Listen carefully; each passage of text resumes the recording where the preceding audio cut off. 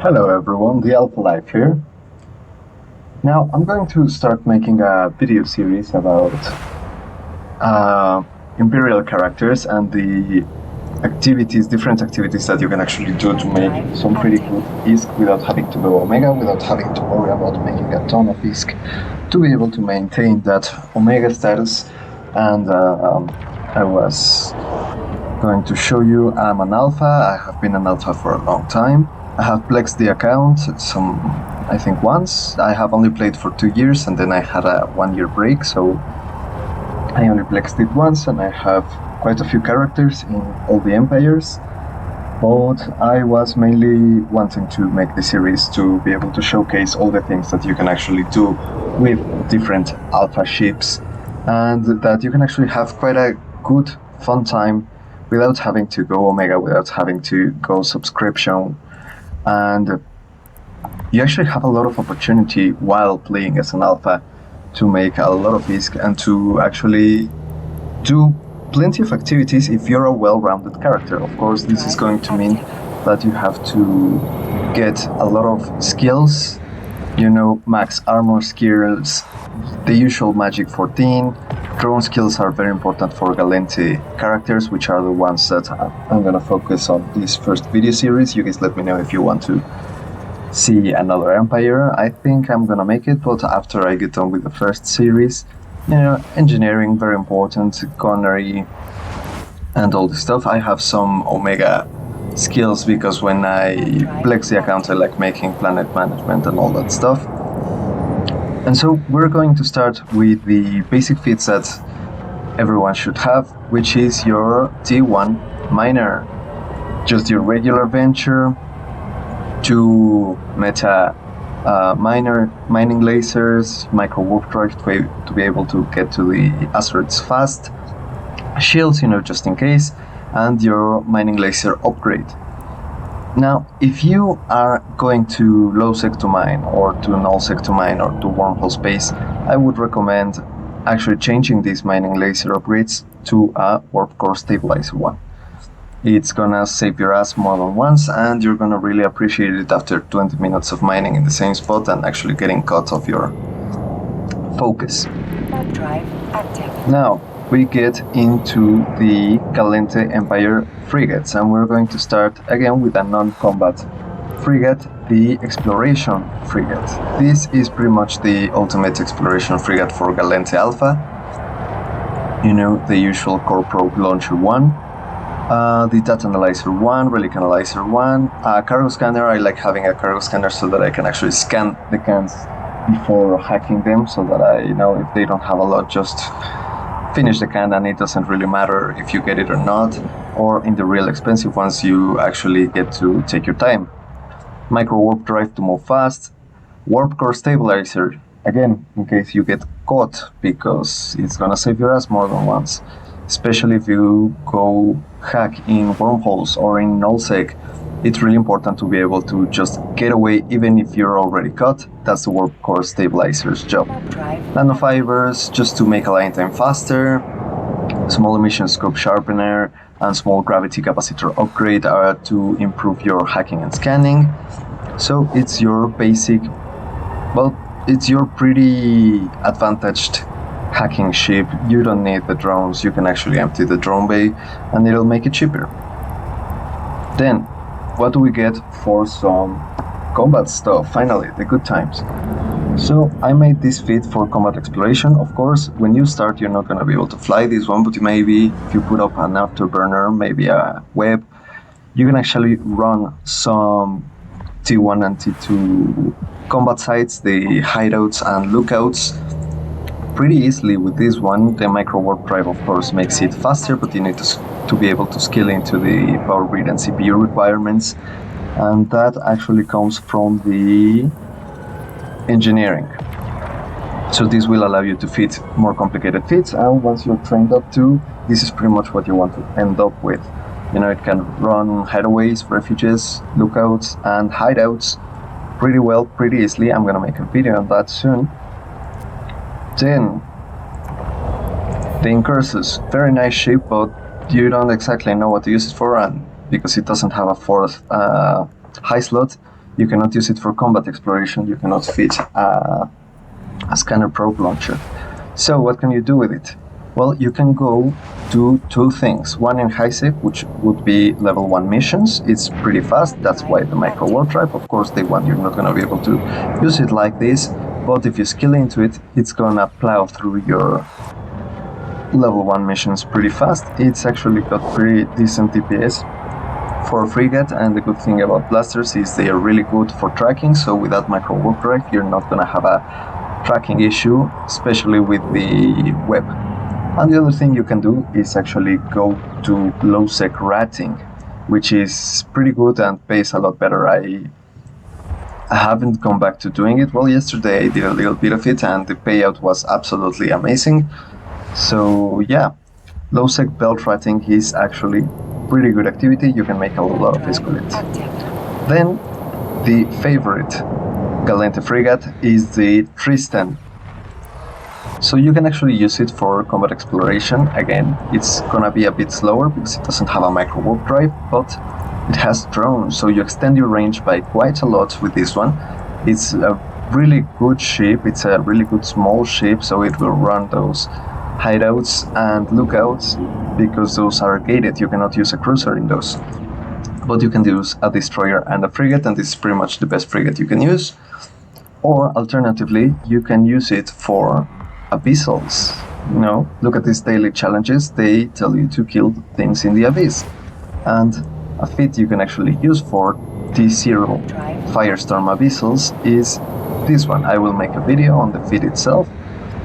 On all the feats I think I will make either a video or one video enclosing several feats and seeing gameplay about them, but yeah, this feat is absolutely worth it. It's been great. It does T0 Firestorms without a problem.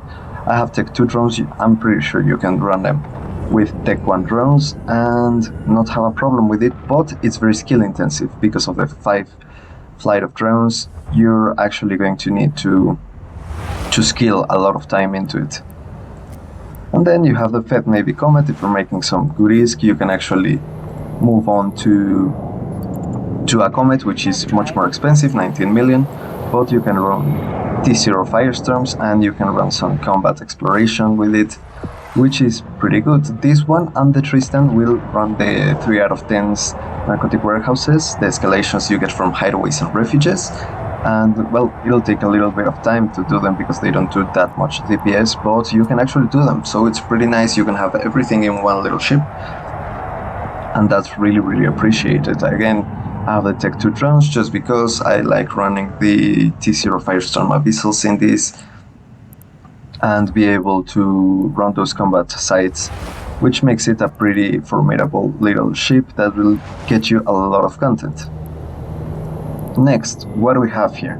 The destroyers. Let's say you've already been past a week or you're starting out, maybe you skill into a destroyer before you get some proper skills, some proper drone or gun skills, but you get something good, you're going, it's, I don't know, your first month or your first weeks, and you get 2 destroyers. Now, the Catalyst I love for various things. You can use it in high-sec to run T0 abyssals much earlier than you can run the Tristan, much earlier, which is really nice. T0 Firestorms without a problem, and it's really good. It's a railgun fit, so it's gonna have a little bit of trouble with tracking the drones sometimes, but other than that, you're good to go. It's gonna be really reliable. Now, the other thing you can actually do with the Catalyst, which I like a lot more because, well, it pays out a lot better, if you don't get caught of course, is low-sec ratting. It's a super cheap low-sec ratter. Look at that, 298 DPS, it's really good. It's with alpha skills, I already show you. I have alpha status and it's amazing. I really love it. The payouts are great. You can get some pretty good modules. Just the other day I think I got from a Shadow of Serpentis 200 million implant, and it was really nice. So next destroyer, the Algos. This is absolutely my favorite ship. I don't do that many different things with it, mainly combat exploration, because that's what I like doing the most, traveling around, killing stuff is really nice. And this is probably a ship that has made me the most amount of money.